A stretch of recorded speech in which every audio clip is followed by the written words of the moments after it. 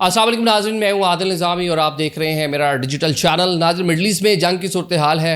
हम वीडियोस कर रहे हैं तो बहुत सारे दोस्तों ने कुछ कमेंट्स कर रखे थे और ये पूछा था कि जिन लोगों के पास पाकिस्तान में मौजूद है, इंडिया में मौजूद है, बांग्लादेश में मौजूद है और वर्क वीज़ा उन्होंने यूएई का ले रखा था। अब क्योंकि एक टाइम पीरियड के अंदर अंदर आपने ट्रैवल करना होता है, अगर वो टाइम गुजर गया आपका और ट्रैवल नहीं कर पाए या आने वाले दिनों में आपका वो दिन आ रहे हैं जिस पे आपने ट्रैवल करना था और ये फ़्लाइट ऑपरेशन यूं ही बंद रहता है, जंग बदस्तूर चलती है, तो उनको क्या करना होगा? उनके वीज़ाज एक्सपायर हो जाएंगे तो क्या कर सकते हैं? क्या ऑटोमेटिकली उनका वीज़ा जो है रीन्यू हो जाएगा? मतलब क्या करना होगा, डिटेल आपको बताते हैं। और ऐसे लोग जो यूएई में या जीसीसी ममालिक में, सऊदी अरेबिया में, कतर में, बहरीन में, कुवैत में मौजूद थे, उनको क्या करना होगा अगर उनका भी वर्क वीज़ा एक्सपायर हो रहा था और अब वहाँ पर क्योंकि जंग की सूरत हाल है तो उनके लिए क्या हुकूमतें कह रही हैं, ये भी आपको बताते हैं। जंग के असरात दुनिया में नजर आना शुरू हो गए हैं। दुनिया की इकॉनमीज हिलकर रह गई हैं। पेट्रोलियम मसनूआत की कीमतें बढ़ चुकी हैं। एविएशन इंडस्ट्री बिल्कुल तबाह हो चुकी है। डायरेक्टली लोग इफेक्ट होना शुरू हो गए हैं जो काम काज के लिए वहाँ पर गए हुए थे, इन जीसीसी ममालिक के अंदर मौजूद हैं। जिस तरह वहाँ की इकॉनमीज हिलेंगी तो उसका असर इनको भी पड़ेगा, उन ममालिक को भी पड़ेगा जिसके बाशिंदे हैं। अगर तो पाकिस्तान की हम बात कर लें तो तकरीबन 6 मिलियन के अराउंड पाकिस्तानी इन 6 जीसीसी ममालिक के अंदर मौजूद है। ओवर 20 बिलियन ये सालाना जो है रेमिटेंस भी पाकिस्तान के अंदर भेजते हैं। तो मतलब ये फिगर्स है।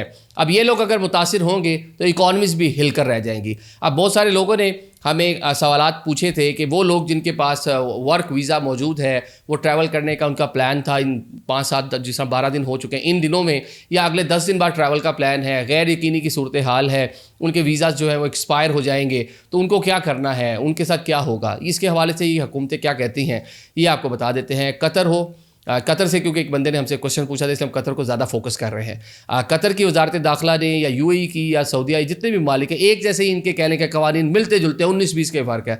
ये सब जनाब ऐसे लोग जो यूएई के अंदर मौजूद थे, उनका वीज़ा एक्सपायर हो गया था, एज ए टूरिस्ट वीज़ा था, बिजनेस वीज़ा था, उसको इन्होंने ऑटोमेटिक एक्सटेंड कर दिया था उसकी डेट को, और उस पर किसी किस्म की ना कोई एप्लीकेशन देना पड़ी थी, ना कुछ और हुआ था, हो गया था। जिन लोगों का नहीं भी हुआ था वो पोर्टल पर गए थे या फिर जाकर फिजिकली भी उन्होंने जाकर जो अदारे वहाँ पर मौजूद हैं उसमें तौसीक करवा ली थी। ये तो हो गया उन लोगों का। इसी तरह जो वर्क वीज़ा पर वहाँ पर मौजूद थे उनके साथ भी यही मामला हुआ। अगर उनका एक्सपायरी करीब थी तो उनके भी वीज़ा जो है उनको कह लें कि एक्सटेंड कर दिया गया है 1 माह के लिए। डिफरेंट कंट्रीज ने डिफरेंट तरीके से उनको मैनेज किया है, टूरिस्ट को भी, वर्क वीज़ा वालों को भी, इनको मुख्तलिफ तरीके से मैनेज ये लोग हो गए हैं। अब जनाब उन लोगों की बात कर लेते हैं जो पाकिस्तान में मौजूद थे, जो इंडिया में मौजूद थे, जो बांग्लादेश में थे या किसी भी इस तरह दुनिया के मुल्क में मौजूद थे। उनको स्पॉन्सर की जानिब से स्पॉन्सर लेटर, स्पॉन्सर वीज़ा जो है मिल चुका था, सफारत खाने ने उनको ग्रांट कर दिया था। उन्होंने जनाब प्लान बना रखा था ट्रैवल करने का और उस टाइम पीरियड में इस जंग का आगाज़ हो गया है। उनको अब क्या करना है? उनके लिए जनाब इस टाइम यही कह लें हदायत हैं कि उन्होंने दोबारा से अपने स्पॉन्सर से रब्ता करना है। जिस ज़रिए से आपका वीज़ा मिला था आपको, आपने उसी ज़रिए को दोबारा जाकर नॉक करना है। जिस एजेंट से आपको वीज़ा मिला था, जिस आपको कह लें कि अगर पाकिस्तान की बात कर लें, जिस तरह जो ओवरसीज़ प्रमोटर जो भी होते हैं उनके जिसके थ्रू भी आपने चीज़ गेन की थी, आपने रब्ता दोबारा उसी से करना है। वही इसको एक्सटेंड करवा सकता है, खुद से कुछ नहीं होगा और ऑटोमेटिक भी आपके केस में कुछ नहीं होने जा रहा है। ये 6 के 6 जीसीसी ममालिक का ये एक जैसा ही ये पूरा माजरा है, एक जैसा ही मामला है।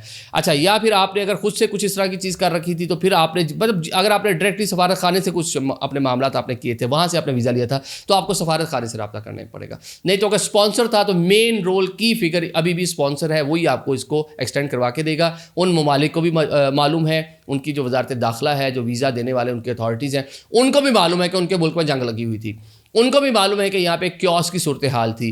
तो उन्होंने जिस अप्रूवल से आपको पहले वीज़ा दिया था वो दोबारा आपके वीज़े को, उसी वीज़े को एक्सटेंड कर देंगे। शायद इसको मामूली कोई फ़ीस ले सकते हैं, शायद ना लें, क्योंकि जो लोग ऑलरेडी उन कंट्रीज़ के अंदर मौजूद थे उनके जो वीज़ा 30-30 दिन के लिए बढ़ाए गए, उनसे किसी किस्म की कोई फ़ीस चार्ज नहीं की गई। ओवर स्टे वाले को किसी किस्म का जुर्माना नहीं किया गया। होपफुली यही सारी चीज़ आप पे भी इंप्लीमेंट होगी कि आपको कुछ भी देना नहीं पड़ेगा। अब जिस बंदे से, जिस स्पॉन्सर से आपने लिया हुआ है, वो कोई आज खुद चार्ज करना चाहे तो उसके ऊपर तो फिर अल्लाह ही जानता है कि वो जिस तरह कह लें कि कसाद बाजारी या यहाँ पे मुनाफाखोरी, पाकिस्तान में पेट्रोल की कीमतें जिस तरह बढ़ी, वो आपने देख लिया ना। वो as a human being, as a society हम किस तरह रिएक्ट करते हैं, वो तो मामला हर बंदे का इंडिविजुअल है। ऑन द अदर साइड बहुत सारी जगहों पे ये भी बात हो रही थी कि ये पूरी मामला इस टाइम वो कोविड वाले टाइम की तरह है। कोविड के टाइम पीरियड में भी इसी तरह इन ममालिक ने, जो लोग वहाँ पर मौजूद थे, उनके ऑटोमेटिकली तो जो उनका जो टाइम पीरियड था उसको बढ़ा दिया था, और जो दीगर ममालिक से लोग आना चाह रहे थे उनको दोबारा से उनकी उनकी चीज़ों को एक्सटेंड कर दिया था, तोसी कर दी थी उनके अंदर। ये कोविड वाली ही सूरत हाल ये 6 के 6 ममालिक फेस कर रहे हैं इस टाइम, मतलब समहाउ। तो उसी तरह ये आगे चलकर होपफुली एक्ट करेंगे। तो खुसूसन जो वर्क वीज़ा वाले लोग हैं, तो आपने उसी बंदे को पकड़ना है जो आपका स्पॉन्सर है, जिसने आपको काम करवा के दिया। इसके अलावा कोई हल नहीं होगा। और फिलहाल ट्रैवल से गुरेज ही करें, ये हम आपको एडवाइस करेंगे, क्योंकि जंग का कुछ पता नहीं कि कितना अरसा चले। अभी आप इस टाइम पीरियड में यहाँ से चले भी जाते हैं, वहाँ जाकर जिस कंपनी के साथ जो आपने काम करना था वो काम आपको नहीं मिलता, जंग बढ़ जाती है, उस टाइम पीरियड में वहाँ से एवैक्यूएट करना, दोबारा निकलना, इनखला होना आपका बड़ा मुश्किल हो जाएगा। तो इस टाइम ये जंग ज़्यादा इलाके हैं, मतलब पैनिक नहीं मैं फैला रहा, उन कंट्रीज़ ने अभी भी चीज़ों को संभाल रखा है, लेकिन वो जो हकाइक है वो आपके सामने ही है ना। आप खुद भी सारा दिन सोशल मीडिया पे, मेन स्ट्रीम मीडिया पे देख रहे होंगे कि हो क्या रहा है वहाँ पे। तो इस टाइम गैर यकीनी की सूरत हाल है, उस गैर यकीनी की सूरत हाल का आप पार्ट नहीं बने, थोड़ा वेट करें, स्टे करें, चीज़ें हालात बेहतर हो जाए, अल्लाह करे बेहतर हो जाए, अल्लाह करे आज ही सीज़ फायर हो जाए, अल्लाह करे आज ही दोबारा से जो ममालिक इनकी उनके बहाल हों। क्योंकि हमारे तो पाकिस्तानियों को तो डायरेक्टली बड़ा एक कहने के बड़ा हमारे तो मामलात ही उनकी इन कंट्रीज़ की वजह से चल रहे हैं। वो हुकूमत हो, वो डायरेक्टली जनाब 2 बिलियन USD हमने UAE से लेते हैं, फिर उसको रोल करते रहते हैं उधार लेके, उन्होंने हमारे बैंकों में रखे हुए हैं। इस तरह सऊदी अरेबिया से पोस्ट पेमेंट को तेल ले रहे होते हैं, पैसे हमने लेके अपने बैंकों में रखे हुए हैं। ये तो हुकूमत टू हुकूमत हो गया ना मामला, गवर्नमेंट टू गवर्नमेंट हो गया, वो भी उनके ज़रिए चल रहे हैं। बाकी ओवरऑल पाकिस्तानी कोई 1 करोड़ और 20 लाख पाकिस्तानी जो बाहर हैं ऑफिशियली, उनमें 60 लाख तो इन 6 मुल्कों के अंदर हैं। और अगर 42 मिलियन की बिलियन की रेमिटेंस आती हैं, तो उनमें से more than 20 billion in countries से आ रहा है। तो हमारा तो दारोमदार ही इन ममालिक के ऊपर है। तो इसलिए हम दुआ गो हैं कि वहाँ पर पीस हो। और सबसे बढ़कर ब्रदर इस्लामी मुल्क हैं, वो ईरान हो या बाकी GCC ममालिक हो, वो इराक हो, वो शाम हो, लेबनान हो, तो ब्रदर्स, इवन फ़लस्तीन के जो लोग हैं ब्रदर इस्लामी ममालिक हैं, ये वहाँ पे मुसलमान बसते हैं।